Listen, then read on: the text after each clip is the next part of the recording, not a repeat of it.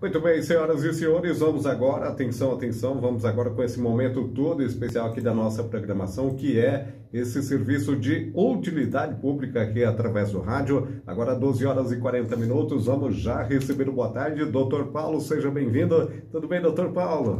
Boa tarde, Oliveira, boa tarde a todos os ouvintes da Mauá FM, né? É uma grande satisfação poder estar aqui e poder fazer esse serviço de utilidade pública.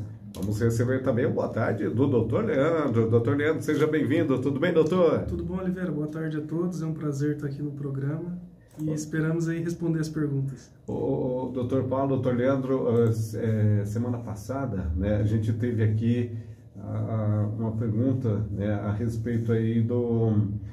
deixa eu ver, eu achar aqui. Deixa eu ver, aqui achei.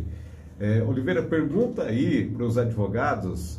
eu pago o INSS e estou pagando o facultativo, Dr. Paulo. Eles tinham falado que esse facultativo, se ficar pagando no final, o INSS não aceita.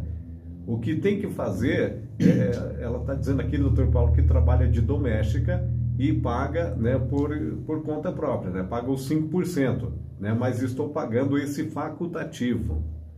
Olha, Oliveira, no caso da ouvinte, até muito interessante essa pergunta e muito importante para quem está ouvindo a gente aí, porque tem gente que trabalha, Oliveira, que exerce atividade remunerada, né? Só que recolhe como facultativo baixa renda, que é a situação da ouvinte aí, né? Ela deve ter feito o quê? Um cadastro lá no CRAS, né? Para poder fazer o cadastro único e lá... ela está passando a recolher, então, 5% do salário mínimo, que dá R$60 por mês. O problema desse recolhimento aí, ele é para quem é contribuinte facultativo, ou seja, a pessoa não pode exercer atividade remunerada, tá?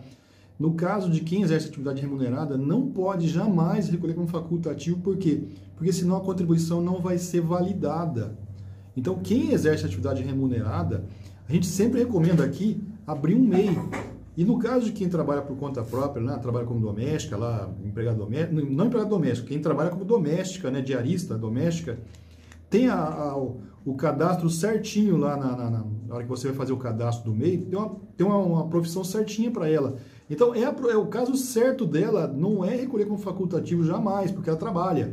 Quem trabalha tem que recolher como MEI, como microempreendedor individual, que é uma coisa de 15 minutos você constitui uma MEI, é fácil de fazer isso aí pela internet. E aí sim, você pode trabalhar à vontade. O problema de quem recolhe como facultativo e trabalha é que se o INSS souber dessa informação, ele não vai validar aquela contribuição.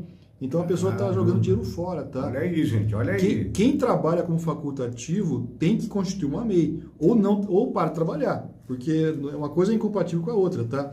Ou então, na pior das hipóteses, recolher sobre 11%, tá? Mas aí muda tudo a contribuição, né? Mas o facultativo baixa renda, ele não pode ter atividade remunerada de hipótese alguma. Seja R$300 por mês, R$200 por mês, não pode. Não pode ter atividade remunerada. Então, no caso da ouvinte, aí, primeira coisa, constitui uma MEI, né? E não deixa de informar que tem atividade remunerada, porque às vezes a pessoa trabalha, mas recebe R$100, R$200, né? É irrisória a quantia que ela está recebendo, Oliveira, mas ela não pode ter renda nenhuma, tá? Para poder recolher como facultativo, você não pode ter renda, tá? Então, muitas vezes a pessoa, por ingenuidade, ou às vezes por falta de informação, até no próprio órgão lá, né? De informar, olha, se você está recolhendo como facultativo, você não pode ter renda, tá? Então, é um dever, às vezes, a pessoa que trabalha no CRAS, lá, do que quer que seja, informar. Como quem recolhe como facultativo, facultativo baixa renda, é um privilégio que a pessoa tem de poder recolher naquele valor, só que o que é? De baixa renda, porque não pode ter renda superior a 2 salários mínimos, o grupo familiar, e ela própria não pode exercer atividade remunerada. Então, essa é para poucas pessoas, né? Agora, quem trabalha não entra nessa categoria, tem que entrar como MEI. Cria uma MEI que dá a mesma coisa, né? E pode exercer atividade remunerada, pode, inclusive, ter empregados e pagando 5% a mais, né? Então, às vezes, a falta de informação, é isso que a gente tem que deixar claro aqui, né?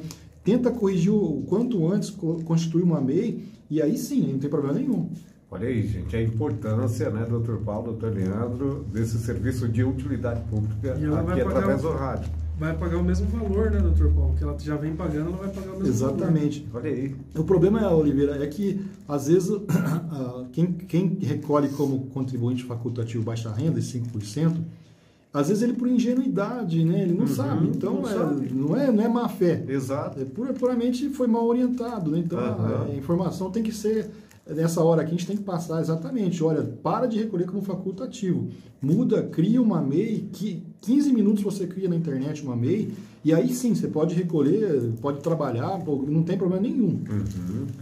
Doutor Leandro, está chegando aqui uma pergunta, o ouvinte está dizendo o seguinte: trabalhei só 3 meses e fui mandado embora, doutor Leandro. Existe a possibilidade de receber o seguro-desemprego?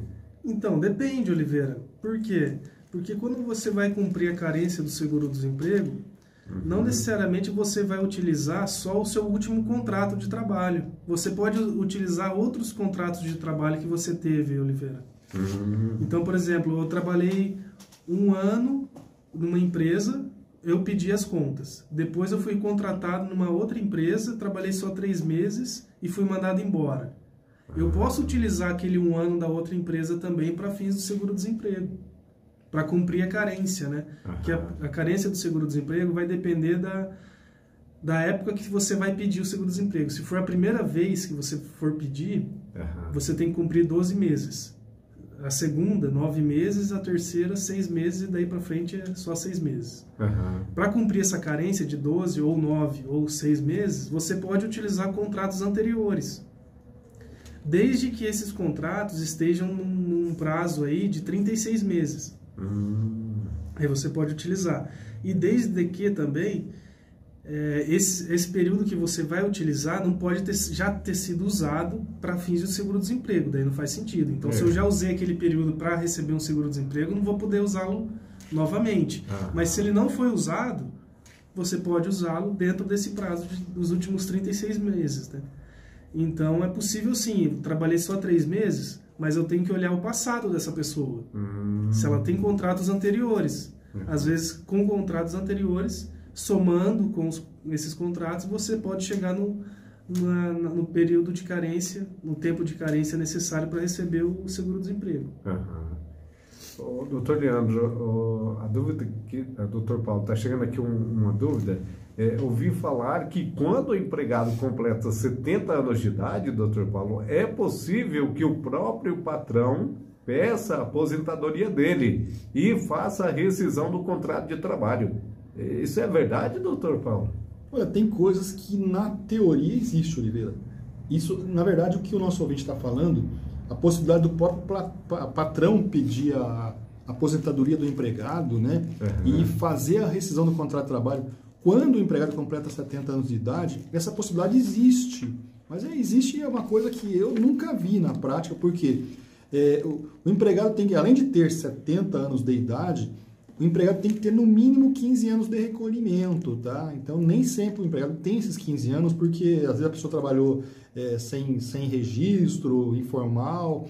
Então, na prática, é difícil de existir. Mas a lei permite sim que quando numa situação dessas, eventualmente, se tiver, com o empregado no mínimo 70 anos de idade e tendo pelo menos 15 anos de contribuição, o próprio patrão pode fazer o pedido de aposentadoria dele e, ao mesmo tempo, fazer a rescisão do contrato de trabalho. Isso é possível na teoria, tá?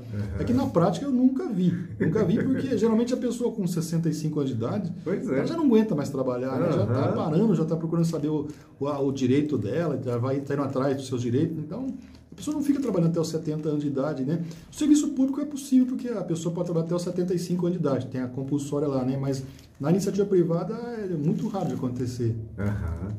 Doutor Leandro, quando o empregado quer vender 1/3 das férias, o patrão é obrigado a comprar? Então, Oliveira, a lei ela diz o seguinte, que é facultado ao empregado vender 1/3 das férias. Então, o empregado tem o direito, se ele quiser, de vender 1/3 das férias. A lei, no entanto, não menciona literalmente se o empregador é obrigado a comprar, caso o empregado queira vender. O que dizem os estudiosos do direito do trabalho e alguns posicionamentos da justiça é que, como o empregado tem esse direito, ele pode exigir do seu empregador que ele compra as férias, sim. Então, se o empregado quiser vender as férias, 1/3 das férias que ele pode dispor, né? O empregador teria, sim, a obrigação de comprar essas férias. Essa é a posição majoritária. Não é algo pacífico. Não são todos os juízes que pensam dessa forma. Porque, como eu disse, a lei não é tão literal sobre esse assunto, né? Mas ela diz exatamente isso, que é facultado ao empregado vender 1/3 das férias. Disso você pode extrair que o empregador teria obrigação, caso o empregado queira, de comprar as férias, né? Agora, o contrário já é pacífico, né, Oliveira? Já que é facultativo, então não tem como obrigar o empregado a vender as férias. Então, se o patrão quiser comprar, ele depende da vontade do empregado de vender. Agora, o contrário seria diferente. Se o empregado quer vender, o patrão seria obrigado a comprar. Então, essa é a posição majoritária. Caramba.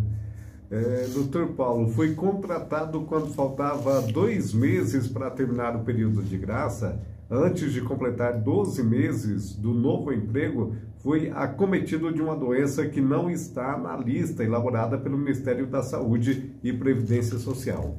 O médico, doutor Paulo, sugeriu que o afastamento de no mínimo 30 dias.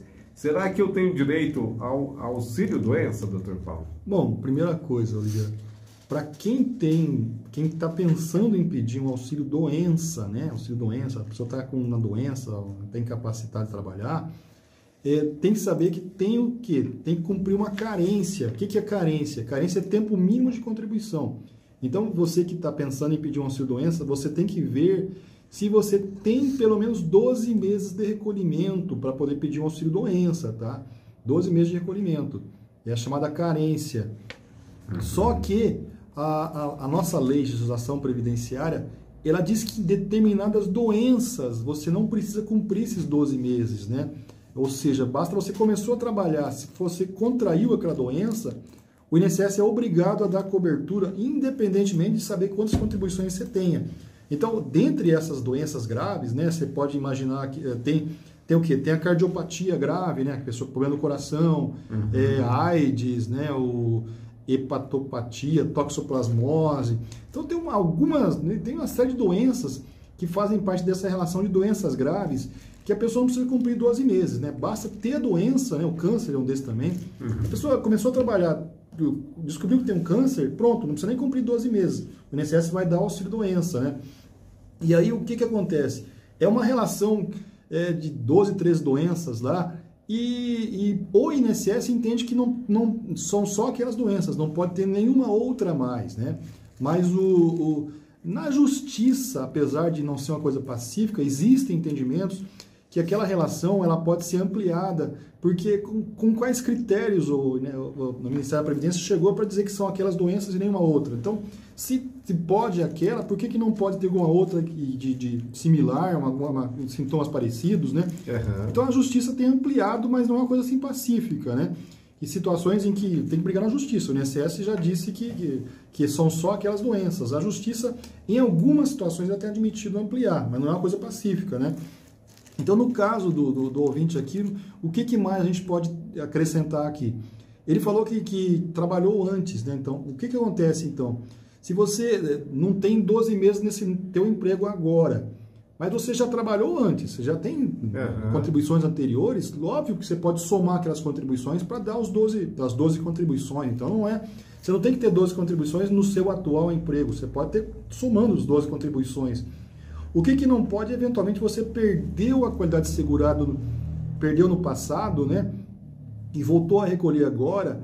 Se você, para pedir um auxílio-doença, que seja agora, você tem que ter recolhido pelo menos metade da carência. Ou seja, se a carência são 12 meses, você tem que ter pelo menos 6 contribuições agora para poder somar com aquelas do passado para dar 12. Então, é isso que você tem que ver. Se eventualmente você perdeu a qualidade de segurado, verifica isso. Se você, somando as do passado e as que você tem agora, se der pelo menos mais de 6 contribuições agora, você soma com as do passado, se der 12, você pode pedir também auxílio-doença. Então, existem diversas situações que você pode tentar uma brecha para poder pedir auxílio-doença nessa situação aqui. Doutor Leandro, está chegando aqui uma dúvida, se eu faço a mesma função que outro empregado na empresa, é a mesma função, doutor Leandro, eu tenho direito de receber o mesmo valor de salário? Então, isso no direito trabalhista chama equiparação salarial, né, Oliveira? Para ter direito a essa equiparação salarial, a pessoa tem que comprovar o seguinte: não basta ter a mesma função. Ela tem que comprovar o seguinte: tem que ter pelo menos 4 anos, não pode ter um tempo superior a 4 anos de empresa. Então, aquele funcionário que você está apontando, que é seu colega, e que você quer uma equiparação com aquele funcionário, você tem que demonstrar que ele não está há 4 anos a mais do que você naquela empresa. Então, esse é o primeiro critério. E também que ele não está exercendo que você não está exercendo a mesma função que ele, pelo menos há mais de 2 anos. Então, se ele está mais de 2 anos naquela função e você está no período inferior a isso, você já não vai ter direito a pedir essa equiparação salarial. Então, isso dentro da mesma empresa, da mesma localidade, mesmo empregador. E além disso, Oliveira, tem que demonstrar a mesma perfeição técnica e capacidade de produção que aquele funcionário. Não basta falar que faz a mesma coisa, você tem que demonstrar na prática que você tem a mesma qualidade técnica daquele funcionário. Aí sim você vai ter o direito a essa equiparação. Isso é para proteger qualquer tipo de discriminação, né, meu filho? Então, para evitar esse tipo de coisa. Também não teria direito a essa equiparação, Oliveira, se a empresa tiver critérios objetivos de salário, né? Então, por exemplo, o empregado que trabalhou 1 ano nessa função vai aumentar seu salário X%, ter realmente critérios objetivos de salário, né? Se a empresa tiver como demonstrar isso, que ela estava adotando esses critérios, aí também não vai ter direito à equiparação salarial, justamente porque não teve nenhuma discriminação, que é o fundamento da própria equiparação salarial, né? O direito à isonomia, né? Então é isso, Oliveira, tem que ter 4 anos no mínimo de empresa, 2 anos de função ali, não pode ser superior ao seu paradigma, né? E demonstrar a mesma capacidade técnica e de produção. O doutor Paulo, está chegando aqui uma dúvida interessante. Quando eu era menor de idade, quebrei o braço e foi colocado platina. Sempre tive um certo desconforto no meu braço, mas continuava trabalhando. Procurei um médico e ele falou que não poderia fazer força nesse braço, doutor Paulo. Hoje estou parado e a dor não passa. Gostaria de saber, doutor Paulo, se tem como eu receber algum benefício. Bom, no caso do ouvinte aí, ele teve um problema, um acidente que aconteceu quando ele era menor de idade, né? O menor de idade, Oliveira, ele, dependendo da situação, ele pode ou não ser segurado da Previdência, né? Hoje, o menor de idade, atualmente, para ele trabalhar, ele tem que ter pelo menos 16 anos de idade, né? E aí ele pode trabalhar como empregado, ter registro em carteira, né? No caso de aprendiz, a partir dos 14 é possível, né? Não sei no caso do ouvinte quando que foi, que época que foi, né? Mas se ele era menor de idade e não trabalhava, Oliveira, e hoje, né, quando na vida adulta, né, ele tem um problema que é resultante daquela época, isso não impede ele de pedir um auxílio doença, um benefício por incapacidade, desde que ele comprove o seguinte: ele comprove que quando ele começou a recolher para a Previdência, né, quando ele se filiou ao regime geral de Previdência, ele não tinha uma doença incapacitante naquele momento, né, resultante desse problema do braço dele, né? Quer dizer, que aquele braço naquela época, mesmo que tivesse o problema de saúde no braço, ele não incapacitava ele para qualquer atividade, né? Pelo menos para o trabalho que ele estava exercendo na época, né? Então, o fato de ter esse problema de saúde originado numa época que ele não era segurado, não impede ele de ter o direito de pedir o benefício agora, desde que ele prove o quê? Que naquele momento, apesar de ter a doença, de ter o problema de saúde, não era incapacitante, ou seja, que ele veio se agravando com o tempo até chegar atualmente com esse problema que não permite ele trabalhar, tá?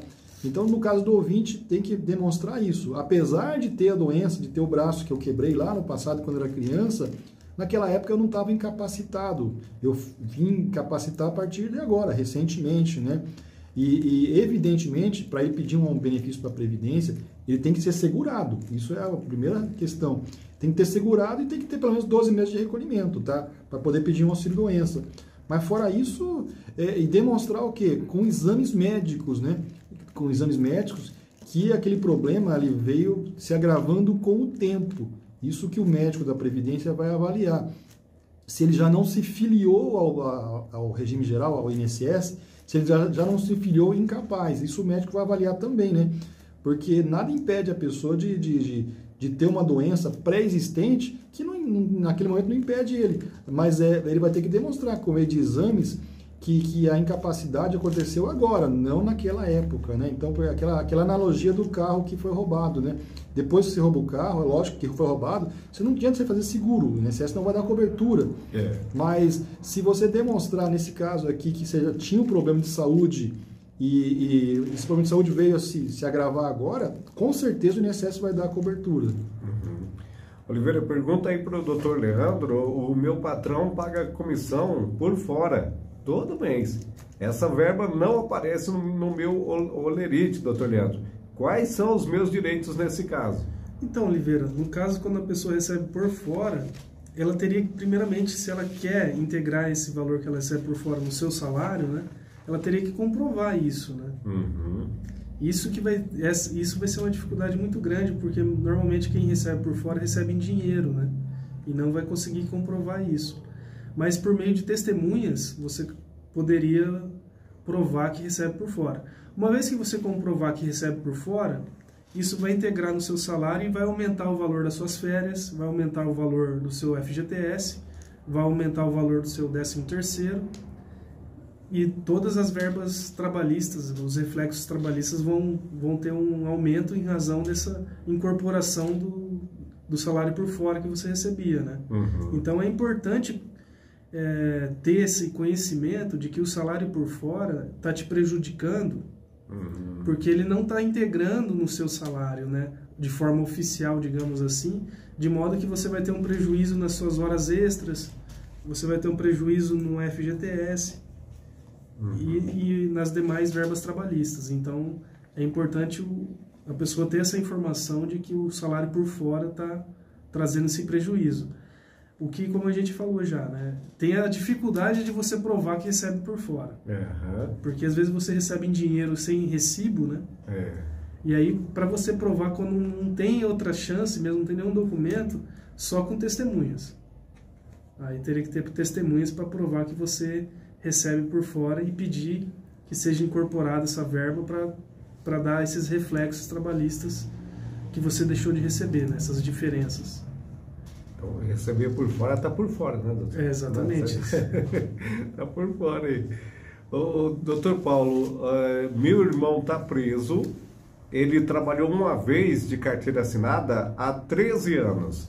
Ele tem direito a receber o auxílio reclusão, doutor Paulo? Bom, vamos primeiro esclarecer que auxílio reclusão não é para quem está preso. O auxílio reclusão é para quem? Para os dependentes do segurado que está preso.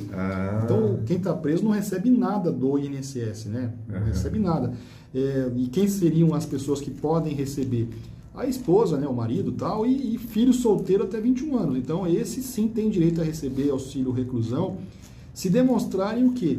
Demonstrarem, a primeira coisa, que aquela pessoa que está presa, demonstrarem que ele é segurado. Então, a pessoa não basta, pura e simplesmente, a pessoa ter recolhido no passado. Ela tem que estar hoje, uma vez que foi presa nessa data, tem que estar segurado naquela data. Então, ou a pessoa estava trabalhando, ou ela parou de trabalhar no máximo 12 meses, né?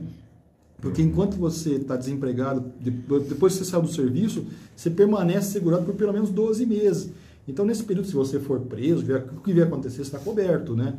Então, tem que demonstrar que a pessoa que foi presa é segurada. E, além disso, a pessoa que foi presa tem que ter pelo menos 24 meses de recolhimento, de recolhimento previdenciário, né? 24 meses de contribuição para poder gerar direito ao auxílio reclusão. Então, no caso do ouvinte aqui, se ele foi preso e ele já não era mais segurado, não gera direito ao auxílio reclusão. É isso que tem que deixar bem claro.